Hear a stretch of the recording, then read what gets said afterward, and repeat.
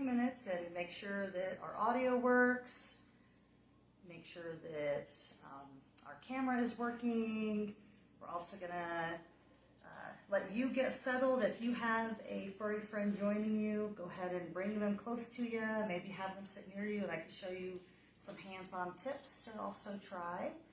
So, is there any comments coming in yet? Nothing yet. Okay. Is it live working? It says live. Okay, very good. So we're just going to wait here for a few minutes. If you guys want to just watch Spartan while and get some dog time and look at what a handsome animal he is. Yeah, you're so handsome. You're so handsome, boy. You stay right here. You stay right here. Okay, we're going to hold on 1 second.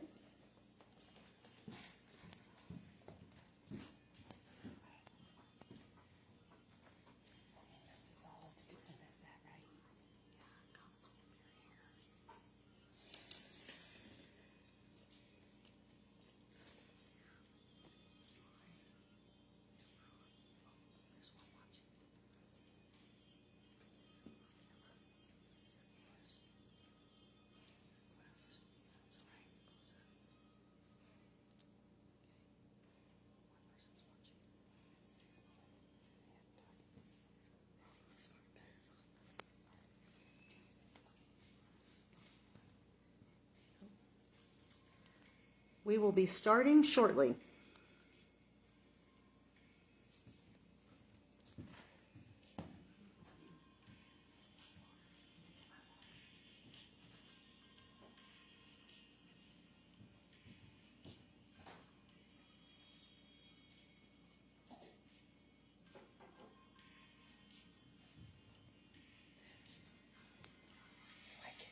Should I press add?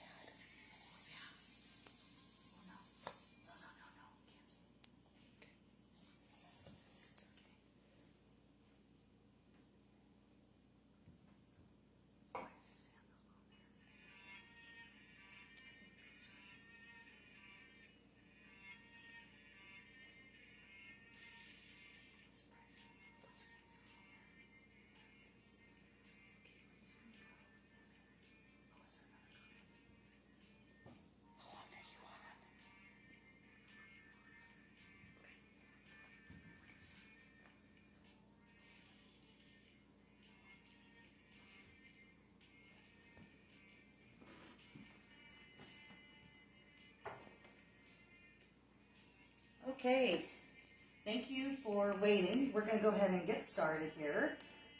We just want to make sure that everybody was settled in. If you have a chance to have your dog with you, that would be great, but not necessary today. So to start, my name is Cristi Eckert, and I'm the owner of Natural Pet Wellness. I practice energy work on animals.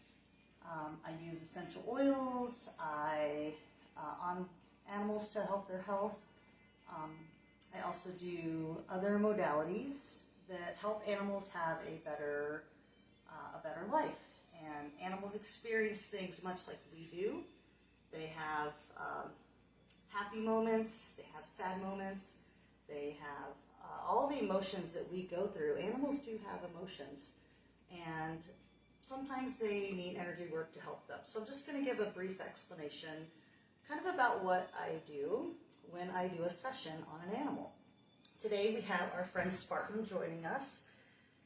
Spartan is 6 years old, 6.5. Actually, he's almost 7. So I was fortunate that he could be my guest here today. And today's topic is about aging pets. I didn't really want to use the word senior pet, because a lot of times, senior pet, you think of like a really old dog, like a dog that's 12 years old or 15 years old. And it's hard to see our pets age because we want them to live forever. And I know there's a lot of times that I'll talk to my husband about our dogs, and I'm like, oh yeah, you know, Sunny, she's like 6 or 7 years old. And he's like, she's like 10. So time goes really fast and you don't often notice it, but what you do notice is that your pet is aging. You may notice some gray hair under their chin. You may notice that when you take them on a long hike or a long walk, that they do great during that, but at the end of the hike, you know, they lay down and maybe they get up a little slower, or maybe they have a little limp here and there. So that's just signs of aging start creeping up. And if you can get ahead of that and do some proactive treatment for your pet, that'll help them age much more gracefully and have a lot more energy and comfort level as they do become a senior pet. So even though Sparty is 7, he's a big dog, and he may be having a little, you know, pain in his hips now and then, or just some old dog aches and pains sometimes, older dog aches and pains. So we're going to address kind of what I would do in a regular session with the dog. I do work on horses. I've worked on buffalo before, and goats, and chickens, and cats, but I do a majority of my work with dogs. So the first thing I do, I'm going to grab a tool, some tools here. So this is called, this is a pendulum. It's nothing fancy. It is a stone. This is an amethyst stone, but there's a lot of stones on the end of a chain. And you can even make your own. When I first started training in energy work, the instructor gave everybody a nut at the bottom of some dental floss. And that was our pendulum. So you can use anything you want as a pendulum.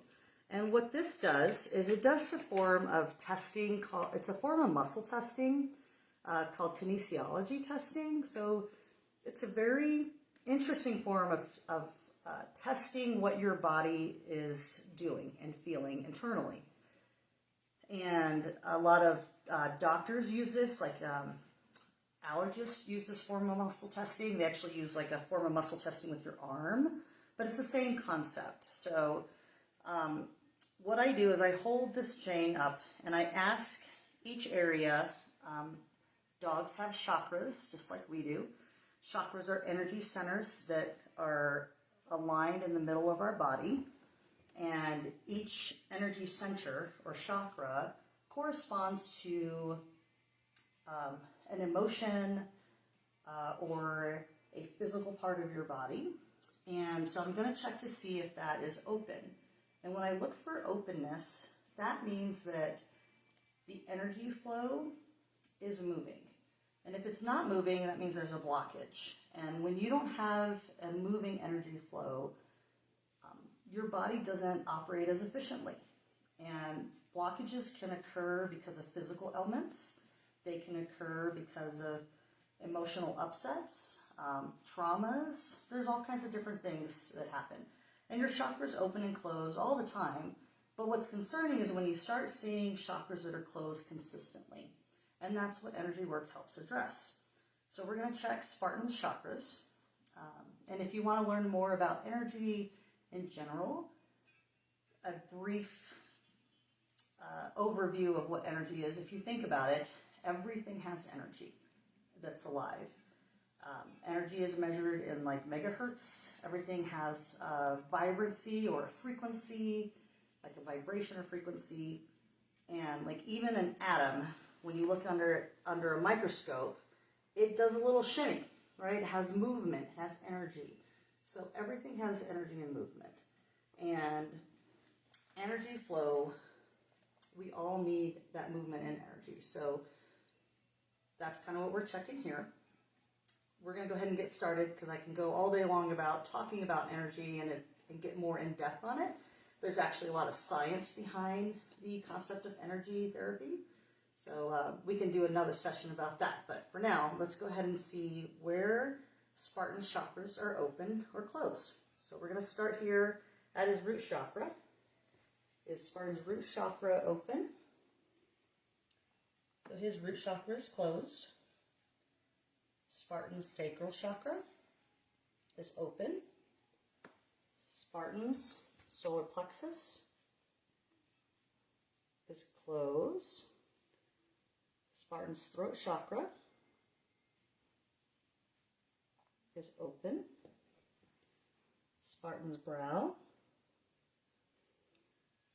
is open. Spartan's crown is open. Spartan's heart is open. So for Spartan, he has most of his chakras are open, and that's really good.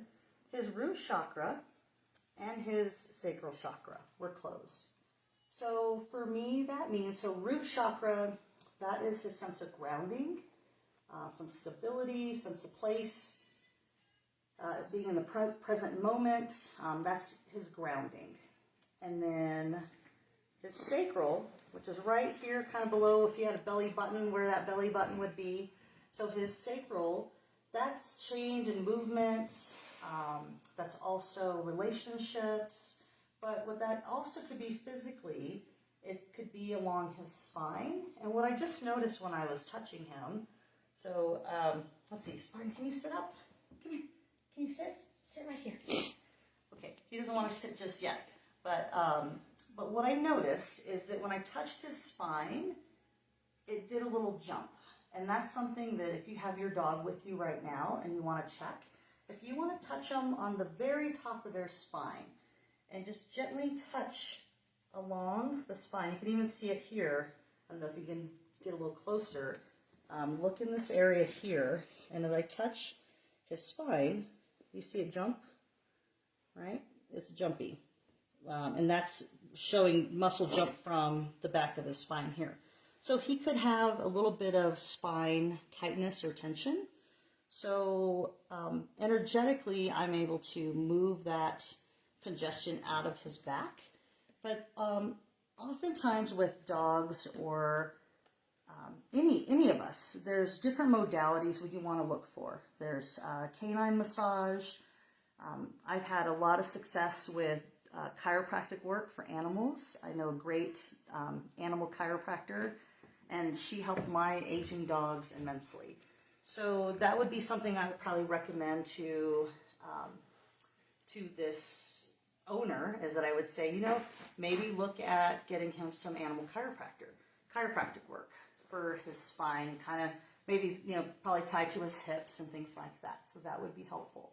But in the meantime, I could clear the energetic congestion from that area. So once I know my assessment of what's open and what's closed, I'm able to start. I use a technique called healing touch for animals, and I'm also a Reiki master. So I've had lots of different modalities of energy training. But what's different with healing touch for animals is it's very specific hand placements for animals specifically to move that energy a certain way that you would want to move it. So like with his back being jumpy, I have a special technique I would use to help clear his back and give him relief in that area. If he had hip issues, I have specific things I could do to help with his hips.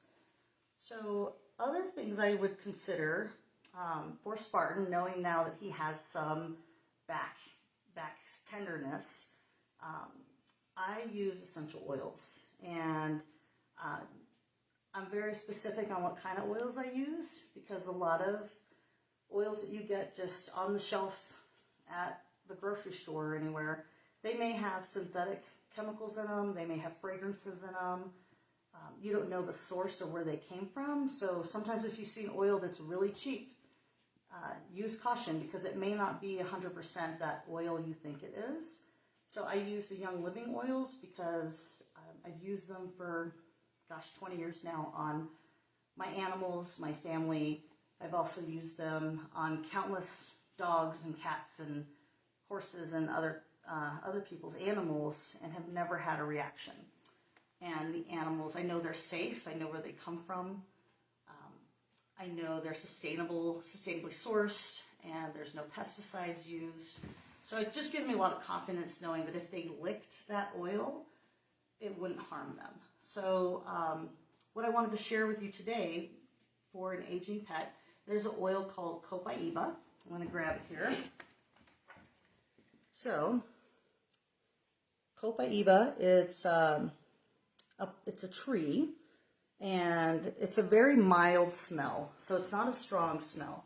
So anytime you use an oil with an animal, less is more, especially if they're a small animal. Spartan's a really big animal, so I would probably use more.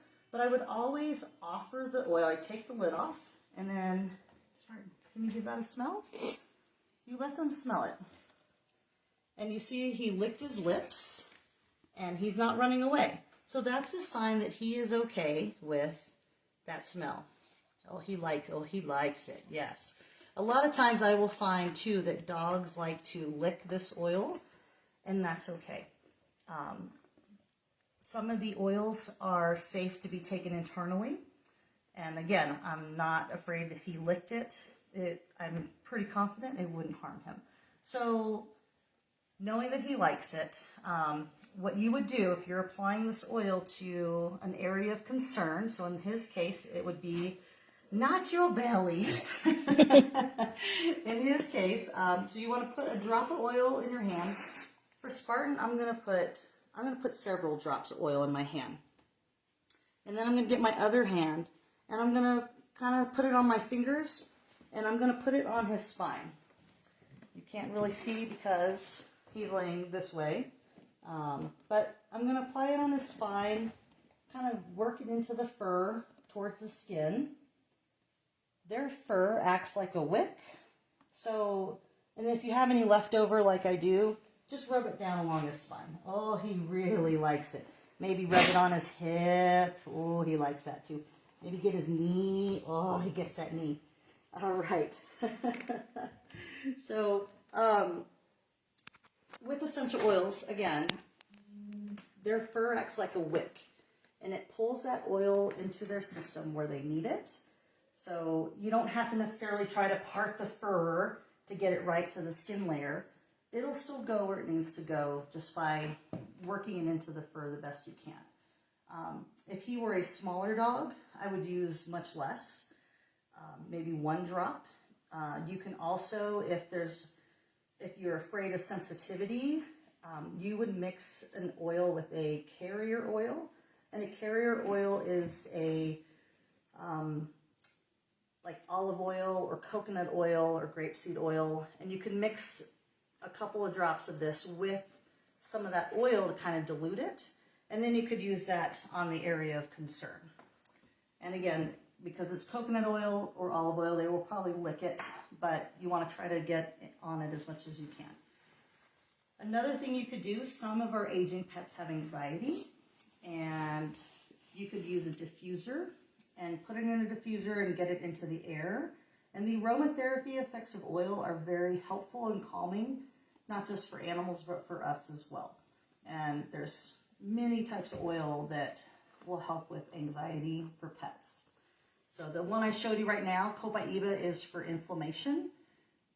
It's a very strong anti-inflammatory type of oil. So that's another thing I would do. So I would do my energy work with him. I would do the oils with him. And then something else for aging pets that I really enjoy. It's a technique called vibration therapy. I use a tuning fork. Specifically, I use an ohm tuner. My ohm tuner currently is with another client whose dog has had needing an ohm tuner on a daily basis, so I'm lending it to him right now. But I can show you what some other tuning forks look like. So I also do sound therapy with my tuning forks. I do space clearing. I do general sound therapy for relaxation. And this is what a tuning fork looks like. An ohm tuner has a bigger knob on the top, but it looks very similar. And so what I would do with an ohm tuner for an aging pet, and I'm just going to show you an example. This isn't the one I would use, but it is similar, is I would activate this. I have a mallet.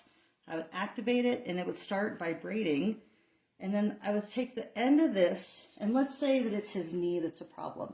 While this is an activated tuner, I would place that on his knee, and the vibration of that would go all through his knee, through the muscle, and help break up any congestion in this area. And then I would activate it again and place it on his hip. So if those were the areas of concern, that's what I would work on. For like his spine, I would do the same thing. I would have the tuning fork, I would activate it, and I would place it directly along his spine.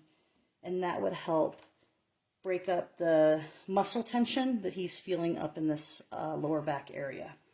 It's also a very relaxing feeling. He is definitely ready for some energy work. So that's the tuning forks that I would use, an example of how I would use a tuning fork for our aging pets as well. Any questions at this moment? Those are kind of the top things. As I would do some energy work with my hand placements. We would talk about an oil to support him, and then I would probably do some tuning forks to help with the muscle pain or the joint pain. If there's nothing just yet, I'm going to keep going. The other thing I wanted to share with you guys is I also do animal communication. And you can also do animal communication. Anybody can talk to their animals. You just have to be very intentful about it. Animals, they don't really use words. Animals are very smart, and they know lots of words like walk or treat or cookie or, you know, time to eat. So they know a lot of words. But animals communicate at a different level too. They're more of a subconscious stream of thought or communication, visual. So if you can form a picture in your head of what you want your dog to understand or know, and send that to them, and something that can help you do that. So I'm going to walk closer over here to Spartan. So in this job, you move around large animals all the time on the floor like this. I'm always, whoop, hello, hey, I think I scared him. Come here, come back over here. Let's show it. Okay, come here. Can you sit? Can you sit down? Oh, sit down. Sit down. You're not done yet. Okay, sit. Oh, that's a good sit. All right. So, something you can do to help your communication is their heart is right here, right? So if you place one hand on their heart, and then you place your other hand on their throat at the back, you're basically forming a connection between his throat and his heart. And if you hold him in this position, and then you can send a mental image or picture of what you would like him to do, or just tell him that you love him, or if you're going out of town, you can send him images of maybe the pet sitter coming, or you can send him an image that you'll be home in, 3 moons and 3 sunrises, and then you'll be coming back, driving that back into the driveway and back with him. So if you can give him those type of images, a lot of times what I find is animals that have behavior issues or anxiety, it's just because they're not being communicated with. They're not being told what's happening or what's expected of them. So a lot of times if you can hold that position with your animal, it's a very good position to connect to them and to send them some mental images of what you want for them. You saw Spartan yawn just now. When I do my energy work on animals, a lot of times, yawning, stretching, lip licking, sometimes they pass gas, all these signs, and a lot of times they just knock out. They crash out sleeping really hard during energy sessions. And energy work helps their body completely relax. And when your body can relax and let go of things, it gets a chance to heal at a different level. So I look for those type of things when I'm working on animals. I look for them to relax. Sometimes a soft eye, like their eyes get kind of heavy, the yawning. So those are kind of things I look for when I would be doing energy work with Spartan. And I owe Spartan a session, I think he's telling me. But he had a little oil today, and he has been doing a great job, so very happy that I had the best co-host today. So we just had a question about how often to apply oils. So it kind of depends on the issue you're trying to address. For example, my dog Sunny just had knee surgery. And as she was recovering from the knee surgery, I was using the Copaiba oil like 3 times a day. I would start in the morning and I would put it on her knee. Middle of the day, I would put it on again. And before we went to bed at night, I would put it on again. And I was using, for her, she's a big dog. She's about 80 pounds, and so, or 70 pounds. So I was using probably 5 drops that I was placing all over her knee area, including like her little ankle. Like I'd put the 5 drops on my hand and just really rub it all over, her incision, the outside, just where the swelling was and everything. And she really enjoyed that. It helped us not to have to use as many medications. She didn't have to be on the drugs as long. So it's a great alternative if you're trying to limit some of the medication your pet is taking. And if you're looking for like anxiety, that you're trying to help your dog feel calmer, then maybe you apply it before, like if you know your dog gets excited before they go for a walk, then maybe you put it on your dog before you head out for the day. If you know they get maybe anxious before company comes over, apply that, before the company arrives and help them kind of get into a space where they're more grounded. Essential oils are very helpful for grounding. So you can kind of use it daily as needed, or just when a situation comes up that you feel that they need the extra support. So I hope that answered that question. I think, is there anything else? What's that? And if I needed more information, would I message you on Facebook, or how do I submit questions to find out more and about purchasing oils? Yeah, thank you. So my website is naturalpetwellnessco.com. So naturalpetwellnessco.com. And on that website, you can book a session, you can order oils, you can message me. I have a submission form. You can type in your question, and I'm happy to get back to you and get you more information or talk in more specific details about what I do. So I've been doing this work. I have some regular clients, some dogs that have anxiety have really benefited from this work. I work with a dog who has seizures, and he gets work almost weekly, every 2 weeks, and it really helps his seizures not happen as frequently. I've done this on dogs that have been recovering from an illness. So lots of different situations have benefited from energy work. And like I said, there's other modalities that I recommend or that I can help you talk about or troubleshoot if you have specific needs for your dog. But let me know. I'm happy to give you that information. Okay. Well, if there's no other questions, I think we're going to go ahead and end our session for today. And Spartan says you have a great day. And thank you very much for joining us. Bye.